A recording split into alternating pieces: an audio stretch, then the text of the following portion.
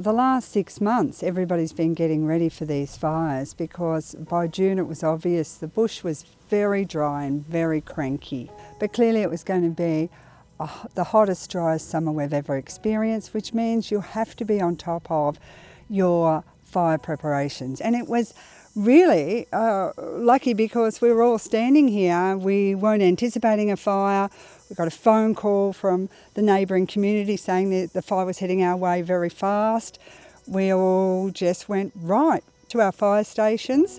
It was a Sunday, so nobody was really at work. We just gathered because things weren't looking very good, and off we went. We're standing on the ridge top and we're watching the flames. We could start to see the flames. At this time, we get a phone call from the neighbouring mountain, people in the neighbouring community, to say they thought we had 15 or 20 minutes to prepare before the fire hit. We are looking at that, the phone call's coming through, and we're looking up, and the banksia trees, flames were capturing embers and bursting into flames.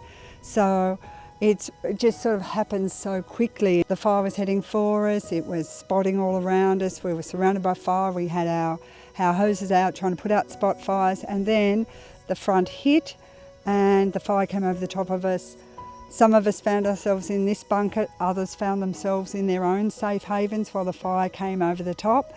When I came out of the fire bunker, what needed to happen was the utility I'd driven down was just about to catch on fire. It needed to be hosed off and cooled off, and then we were off checking all the buildings. The thing I recall most vividly at that moment, surrounded by fire, was Lionel on a motorbike giving us instructions to go up to the office and put out the fire in the corner of the office while he went off to check the other buildings and see what needed to be done there, riding the red motorbike through a wall of flames and off. To see Lionel's face when he drove back through the wall of flames again to say none of the buildings are impacted at all was uplifting. You feel like, oh God, all those hundreds of hours of work that we did paid off.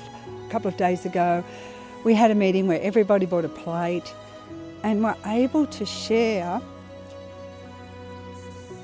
their